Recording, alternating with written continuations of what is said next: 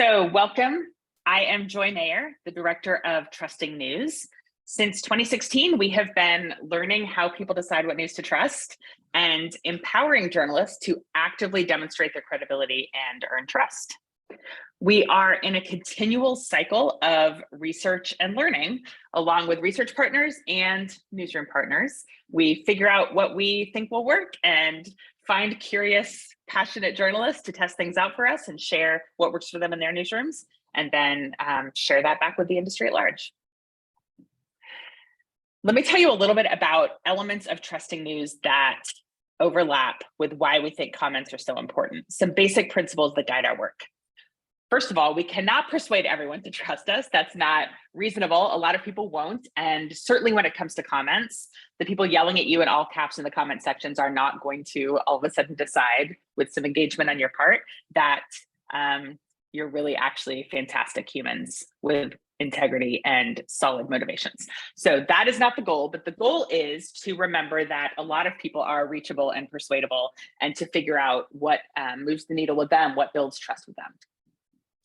Another one of our basic principles is empathy for the people we're trying to reach. Being a news consumer is so overwhelming and confusing. It is for me. I'm sure it is for you sometimes. And a lot of people have very casual relationships to the news.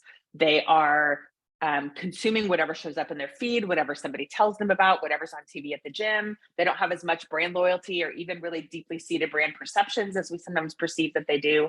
And we should have empathy for that and be guides through the news, help people navigate the news in a way that makes sense for them. We also believe really strongly that there are problems on both sides of this broken relationship. There are a lot of things. We could make a list of the things we wish news consumers would do differently to be more responsible consumers of information. But fundamentally, it's up to us to fix this problem. That's what we have control over. And it relates directly to our livelihood and our ability to be a public service. 2 more points. So important to remember that not all journalism is good. It's actually really reasonable and wise for people to be skeptical of journalism. And so when we are faced with comments of people criticizing journalism or offering really broad criticisms of journalism, our job is not to defend journalism. It's to explain how we go about our work and what makes our work stand out from the rest of it. Final principle here is we do not get credit for any decisions or ethics or values that are invisible to the audience. If we don't talk about how we do our work, nobody knows how we do our work. So a lot of times we congratulate ourselves or feel like we're on really solid ground because of the ethical principles we know that we follow, because of the thoughtful decision-making that's happening in the newsroom. But unless we talk about that, nobody sees it. So why does this matter? An important factor of whether people feel like journalists are worthy of trust is managed through engagement. When people, everywhere that people interact with us is an opportunity for them to feel like we are worthy of their trust. Couple quick research points, and then we'll relate it directly to comments. Interesting Knight and Gallup research done this year asked this question: in general, how much do you agree that local news organizations do not intend to mislead, misinform, or persuade the public? And as you can see, more people neither agree or disagree, or strongly disagree than agree. So in terms of faith in our basic motivation and what we're here to do, we have a lot of work to do. That is an element of what the researchers call emotional trust. If you look at what is in the green box here, the researchers asked people whether they think journalists care how their reporting affects society, how their reporting affects individual readers, viewers, or listeners, and whether journalists intend to mislead, misinform, or persuade. These factors of emotional trust are based on people's perceptions of journalists, and comments are often on the front lines of interaction. That's often where people are sharing what they think about journalism, and where journalists have the opportunity to change what people think about journalism or to defend their integrity. So when you think about how comment sections typically function and feel, emotional trust, I would like you to think about that both for the journalist. How do you feel when you jump into the comments? And also, how does it feel for the people you aim to serve to read comments, participate in comments? What perception of their community are they getting? What perception are they getting of you as journalists? Journalists have a chance by showing up in the comments to influence, to help people feel heard and understood, to help people feel engaged with and more engaged in your product, to feel respected, and also to feel like someone is in charge, like the conversation is being hosted by somebody. So there is a metaphor I like to use when I think about comments. Picture comments as a party you are hosting. Imagine that you decide to throw a party, you turn on the music, you stock the bar, you get some food, you throw open the doors, and then you leave. And you assume that everybody is on their best behavior. It's just not reasonable. A party host is there to refill people's drinks, make sure people are let into the front door, sometimes make sure people are let out of the door if they need to call someone a cab, if they need to go home. You you validate people who are following the rules and things are probably going fine. But if somebody's not following the rules, there is a host who steps in, right? Makes some coffee, calls someone a cab. So there are so much about comment sections, which are conversations we are hosting if they're happening on our website, on our social platforms, that journalists too often just don't take responsibility for. So let's look at some reasons and some methods for journalists to make time for comments. The first is that anywhere people interact with your content is a chance for them to also learn how you operate. So anytime that you are teaching people about a political poll or a traffic issue is also a chance for you to say, here's why we're covering this, and here's how we're covering this. And comments can be a great place to insert some of that behind the scenes information. Also remember that when you do decide to engage in comments, you're not talking only to the person writing the comments. It is easy to look at a comment and think, this person is not persuadable. This person is not reasonable. This person is not worthy of my time. However, tiny percentage of people actually comment. Many more people read the comments. So when you do not respond, you are ceding the narrative to your critics, to the unreasonable person, and letting them have the last word. So if somebody says something that you would like to speak back to, I encourage you to think about how you could do that in a way that would be persuasive to everyone else reading the comments, even if not to the poster. Comments can also be a really fantastic feedback loop, a place to understand, to get a window into what people think about their community, into what they took away from a story you wrote, or maybe what they're curious about and didn't bother to read the story, which of course happens, or of what questions still remain about the thing you're covering or about your reporting. You can get ideas for future stories, ideas for following up on a current story, things you need to clarify about what you're covering or how you do business. One tip I have is to share the duty of responding to comments among staff members. Don't make it just one person's job. However, it is important for people put in charge of engagement to be people who like humans. And it is easy for comments from news organizations or brands to feel really defensive or antagonistic or condescending. So I'll share some tips in a few minutes for tone and style of comments. But do keep in mind that if someone is just really against the idea of responding and seems they might just not be a good fit for doing it. So as you think about investing more in comments, definitely not every comment needs a response, and that's not a reason, depending on the scale of your audience and the volume of your content, that might just not be reasonable. But you can think about high profile stories or posts, things that are especially controversial, things that might really get people talking in a substantive way, things where people might have misassumptions or criticisms of you and how you do your work. Identify, maybe it's one a day, maybe it's one a week, whatever makes sense for you, but think, I bet this one will get conversation going, or I bet people will have accusations about us that are frustrating, and choose that as one to keep an eye on for a bit and look for opportunities to jump in. It is, of course, important if you're going to host a party to have some rules of engagement around it. So there are the folks at a project called Coral have a really fantastic set of guides around how to write a comment policy. We're not going to get too much into that today, but having a policy invites you to lay out what kind of behavior is encouraged and what kind of behavior is prohibited. And then you have to feel empowered to use it. It's not, you're doing a favor to the people who are following the rules if you delete somebody or ban somebody who is not following the rules. So you can warn them, but absolutely just get rid of them if they continue to break the rules. It's a sign of respect toward the people who are behaving respectfully. I really like to remind people in comments of the rules whenever possible. So I would often use language like this. We know you value civility and we do too. That's why our comment policy sets some ground rules, and be sure to link to it. Thanks to everyone who's contributing to productive and respectful conversations. So let's look at some ways to participate and things you might consider doing as you jump into the comment section. The absolute easiest and quickest is just show that you're reading. So here are a couple of examples from our partners at the Keene Sentinel. Here's one where someone just says, thanks, great story. How hard is it to just click a thumbs up and show them that you're listening? It reminds them that there's somebody hosting the conversation. Also really fantastic to acknowledge when people have questions or additions or clarifications about a story, whether they are pointing out something that's in the story or not. Here's a situation where somebody was asking for more information and the newsroom actually added it. In way too many newsrooms, they wouldn't go back and offer the feedback loop to that reader and say, hey, thanks for that, we added it to the story, but it doesn't take very long.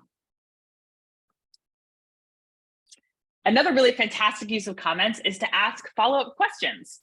When people say, oh, that happened in my neighborhood, or I've never seen it work that way, or I wonder about this.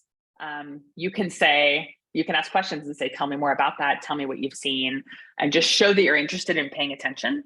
And then take those tips back to the reporter covering the story. I'm not sure. Here's an example from our newsroom partners at WCPO. They had somebody ask a question in a Facebook comment thread specifically about the experts that the newsroom consults around firearms. They say too often the basics of firearms are inaccurate in news coverage, which is something that we see happen a lot, that it's just journalists don't have the basic education they need to report credibly about this. And it's a frustration for people who really understand how guns work. So this is one where Mike Cannon, who was the news director at the time at WCPO, said, this is great feedback, and then jumped back in and said, if either of you know any great experts to use, feel free to email me. And he ended up having a really productive email exchange with these folks about sources the newsroom could use in the future. Another really powerful way to use comment sections is to explain your work. Set the record straight about your integrity. The type of engagement we teach at Trusting News when it comes to this sort of transparency and explaining your work, comments are a great fit because you're speaking really informally to people. You can either do this from a brand account or from a personal account, depending on the scale of your operation and your personal use of the platforms, if you're talking about social. But looking for chances to answer questions about your coverage. If people say, make an accusation, I bet you're only doing this because of this. Taking time to say, actually, the reason we do this story is this, and you can see that in our mission statement, and we're consistent about that.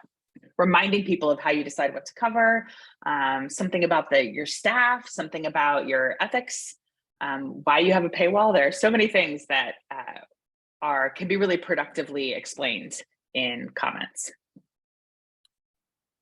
So here's another example from Mike's time at WCPO. He would leave comments like this pretty routinely when people would say things like, the news is so biased. The complaints about the liberal media, he would say things like, there certainly is a lot of partisan information out there. If you have specific stories that you feel like we have done that are unfair or biased, please let me know. Our goal is to bring about healthy conversation, either through our journalism or by engaging people in discussion here on Facebook or in other places. So just being on the record about your intentions can be a really good validating way to explain your work. And also, as we said, to recognize that the media landscape is diverse and complicated. Of course, there's information out there that feels sneakily partisan, or that it's reasonable for people to have frustrations about the news in general. So acknowledging that, validating that, and then saying, but here's what my team and I try to do, can be really powerful. So a few other examples of things we see complaints about in comments and how you might think about responding. People complain about a lack of good news, like journalists are only there to do negative stories, right? So then ask for specific ideas. What do you wish the community knew more about?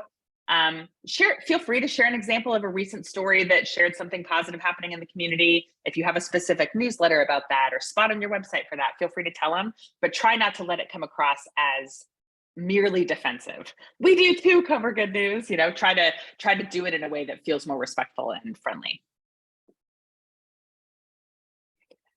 We see lots of complaints, sometimes really fair complaints at journalism about sensationalizing stories or causing trouble. Here's some language you could borrow from that explains that you are on the side of a healthy community, that not everyone's going to agree on which problems need attention, that for every controversial story, there's probably somebody that wishes it stayed secret or that nobody knew about it, but that it's hard for a community to solve problems without public discussion.